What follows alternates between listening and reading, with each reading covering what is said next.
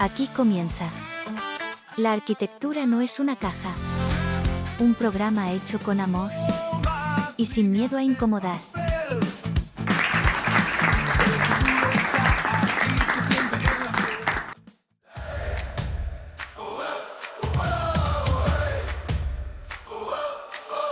Muy buenos días. Muy buenas tardes. Lete en la pared, lete el suelo, respira conmigo, siente la fe. Muy buenas noches. Son cajas, no es prisión, es mi cuerpo en construcción. Batería, fuego, corazón, espacios que gritan, que viven con vos. Batería, fuego, corazón, arquitectura sensible. Hace unos años, en la ciudad de Córdoba, en Argentina, se hizo un concurso, no recuerdo si era nacional o internacional, en donde se convocó para el diseño de un barrio entero de viviendas. Este barrio tenía la particularidad que iba a ser para gente de bajos recursos, o sea que se trataba de viviendas económicas, no de mala calidad, sino económicas, y que tuvieran determinadas particularidades para poder ser accesibles, es decir, tenían una terminación normal, básicamente creo que eran 2 o 3 habitaciones, cocina estar, baño y nada más. Los render y los proyectos fueron increíbles, fueron muy buenos. Los funcionarios cuando vieron todo, les encantó, ahí nomás premiaron a un estudio de arquitectura, los arquitectos orgullosos aparecieron en revistas, en periódicos, etcétera, etcétera. Se comenzó la obra, se construyó, se adjudicaron las viviendas, la gente fue a vivir después.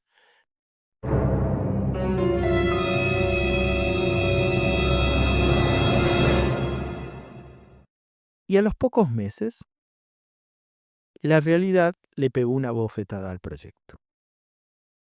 No había una sola casa que mantuviera su configuración original.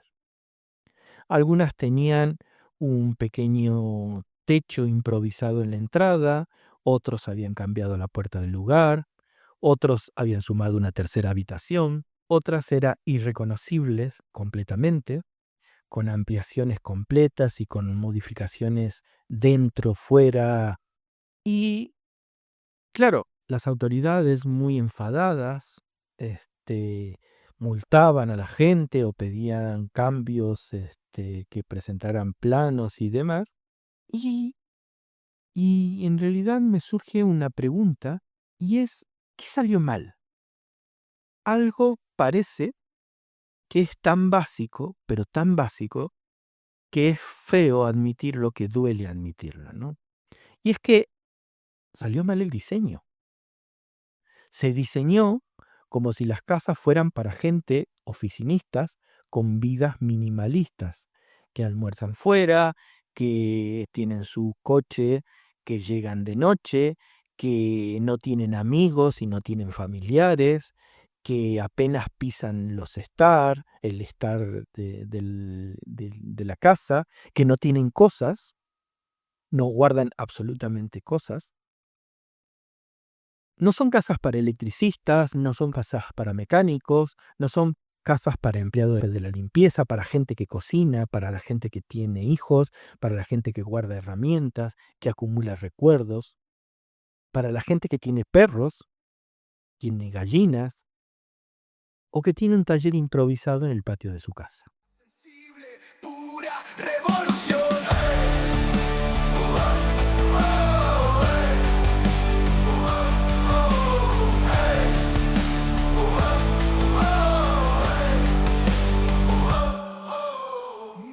Y es que hay algo que me incomoda profundamente en nuestra profesión, y es que muchas veces pecamos de soberbios. Tú no eres como ellos. Tenemos una soberbia silenciosa que nos hace creer que entendemos cómo vive la gente sin siquiera preguntarles, ¿no? Es como si, claro, nosotros hemos estudiado y estudiamos tanto de arquitectura y sabemos tanto de arquitectura que sabemos cómo viven. El poder de la fuerza está en ti.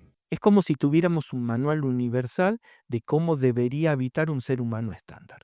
y todo entra dentro de ese manual universal, como una especie de Neufer, así como Neufer que midió hasta las gallinas. Bueno, nosotros tenemos una sabiduría universal que podemos diseñar y entender rápidamente con un vistazo a cualquier ser humano. You are the chosen one. Y nos olvidamos de que no diseñamos para una revista, sino que diseñamos para personas. Y esas personas no se ajustan a la foto perfecta de Pinterest, sino que esa persona tiene deseos, tiene sueños, tiene problemas, tiene esperanzas. Yo creo que lo que pasó en Córdoba no es un caso aislado. Todos seguro que cuando hablamos de esto conocerán uno que otro caso parecido. Y es que en esencia es el síntoma de algo mucho más profundo. Diseñamos con esa mirada que no se reconoce al usuario como protagonista. Es como si el arquitecto fuera un demiurgo que baja de su pedestal con un plano bajo el brazo y que dicta cómo, dónde y hasta cuánto tiempo se puede vivir en cada espacio. Soy Batman. Y claro, la realidad siempre es diferente y al final termina explotando en nuestros proyectos, explotando y dejando solo pedazos. Transformación, batería, fuego, corazón. Espacios que gritan, que viven con vos. Batería, fuego, corazón. Arquitectura sensible, pura revolución. Quizás el problema viene de lejos. Somos una generación que creció leyendo a Mafalda, ¿no? Creyendo que el mundo entero era como el padre de Mafalda, un padre oficinista siempre en camisa, con corbata, que volvía a las 6 de la tarde, que cenaba con su familia y dormía en una casa impecable que era siempre administrada o siempre mantenida por la madre. Y claro, después salimos al mundo real y descubrimos que no todos viven así. Que hay gente que la madre trabaja y el padre se queda en casa, hay casas donde hay 2 madres, hay 2 padres, o no hay nadie, no sé, qué sé yo, hay un montón de realidades que no están en Mafalda. Y claro, cuando salimos al mundo real y descubrimos que no todos viven así, ¿seguimos proyectando igual? ¿Por qué lo hacemos? Un plan perfecto, sin fisuras. Es como si hubiéramos importado sin darnos cuenta una lógica de orden total, ¿no? Al estilo de Marie Kondo, donde el arquitecto decide qué se guarda, qué se tira, qué se muestra y qué se esconde. Yo soy el arquitecto. Esto es increíble y una de las cosas que más odio del movimiento moderno era precisamente eso, Le Corbusier no estará de acuerdo con esto. que te obligaba a definir tus recuerdos. Te obligaba a, fíjense, si pueden y tienen tiempo, vean la película Mi tío de Tati. Es una película un poco densa, pero tómense el trabajo de mirarla, es casi un manifiesto del movimiento moderno.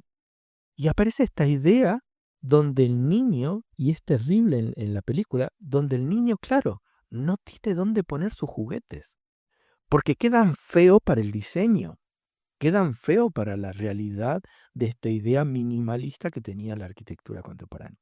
Bueno, nosotros muchas veces parece que reproducimos la película de Tati, ¿no? Nos olvidamos de que la olla siempre queda fuera, que hay bicicleta de los críos, que las herramientas de trabajo a veces no se pueden guardar digamos, tienen diferentes tamaños. Y al final termina siendo una cosa de compromiso donde, bueno, las ollas se meten dentro del horno, el perro duerme en el patio y el auto, qué sé yo, se termina vendiendo porque no se puede guardar en ningún sitio, ¿no? Vive, vive, vive al habitar. Siente, siente, siente el lugar. Es tuyo, es mío, no va a parar. Batería, fuego. ¿Saben qué es lo peor? Que en muchos despachos el usuario real se convierte en una especie de enemigo invisible, ¿no? Alguien molesto que arruina la pureza del concepto. Es el que introduce rejas, el que pinta las paredes de otro color, el que llena de cosas el espacio vacío, ese espacio tan perfecto, tan diáfano. Pues claro que lo hace, porque la vida no es un render. Eso te tiene que quedar claro. Y cuando no hay diálogo, cuando el usuario necesita reescribir el espacio con sus propias reglas, estamos fallando.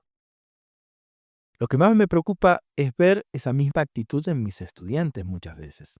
Jóvenes brillantes, jóvenes que se toman en serio la profesión, pero que creen que proyectar es imponer, que diseñar es dictar cómo se vive, cómo la gente debe vivir. Eso no es proyectar. Proyectar es escuchar, es sentarse con la gente y entender que se necesita, es asumir que no hay un proyecto perfecto, sino hay un proyecto que es casi como una instantánea, pero sí se puede hacer proyectos que se adapten, que crezcan, que acompañen. Un proyecto es así. Un proyecto en realidad cuando se entrega debería pensarse como que es un instantáneo, es una pequeña situación que ha quedado congelada en el tiempo, pero tiene que dar la posibilidad de continuarse. Tienes que darle la posibilidad a esa persona que va a vivir ahí, que crezca, que evolucione, que se adapte. Pura revolución. Arquitectura viva. Arquitectura. La verdadera lección que nos deja este tipo de casos es simple y brutal. Si uno no escucha, el proyecto termina fracasando. No importa cuántos render hagas, cuántas publicaciones obtengas tu proyecto, si la gente no puede habitarlo según su vida, la va a modificar. Y si no, la va a vandalizar, por ignorancia, por mal uso o quizás solo por supervivencia. Necesitamos salir del despacho, ir al barrio, hablar con la gente, entender que no hay usuario genérico, no hay nombres, hay historias. ¡Tengo miedo! Hay rutinas, hay contradicciones muchas veces. Diseñar desde esa complejidad no es más difícil, es más honesto y sobre todo mucho más útil. La gente no es que no sabe lo que quiere, quizás no sabe expresarse en las palabras que uno entienda. La arquitectura no falla cuando el usuario cambia la casa, falla cuando el arquitecto cree que sabe más sobre la vida de los demás que ellos mismos. Nos creemos gurú del espacio, iluminados que bajan del Olimpo solo para renderizar, render impecables y discursos en inglés técnico. Y luego pasa lo que pasa. El vecino te levanta una habitación con bloques en el patio, mete una parrilla improvisada en el lavadero, cuelga la ropa en un espacio que no está debido. No me gusta esto, Homero. Y todo eso rompe esta idea de control. Recuerdo un edificio en Buenos Aires, creo que quedaba sobre la calle Belgrano, cerca de la iglesia de María Auxiliadora. Un edificio, cuando pasaba siempre por ese lugar, entonces lo vi construir desde el principio. Y el proyecto era increíble porque tenía todas unas fachadas de cristal donde cada uno de los departamentos estaban puros, perfectos, con unas grandes ventanas de cristal que miraban hacia afuera. Precioso. Ese edificio se terminó, se vendieron los departamentos y vino el caos. Cada uno de los propietarios colocó, claro, era unas aberturas que van de piso a techo, eran enormes, eran unos cristales enormes. Y claro, necesitas privacidad, necesitas que no te dé el sol, qué sé yo. Entonces la gente empezaba a poner protecciones, empezaba a poner cortinas, empezaba a poner parasoles, empezaba a poner... Y en determinado momento, recuerdo que parecía como una especie de muestrario de tapices, ¿no? Porque tenía las cortinas blancas, tenía las cortinas de color, tenía las cortinas verdes. Bueno, cada una de los apartamentos tenía un determinado color que era el que le gustaba a su propietario, pero que a la ciudad era terrible la mirada, ¿no? Y aparece esta idea de ¿dónde quedó esta idea del arquitecto? Claro, ¿cuál es el otro extremo?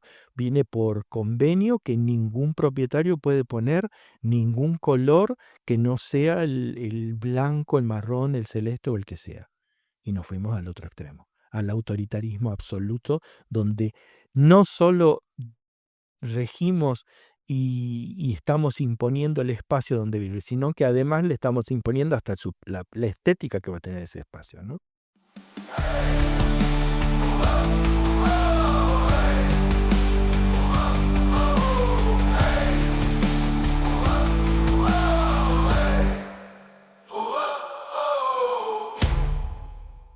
No es rebeldía, es tratar de ser casi como una supervivencia. Es como que el espacio te está diciendo, esto es mío, no es tuyo, es nuestro.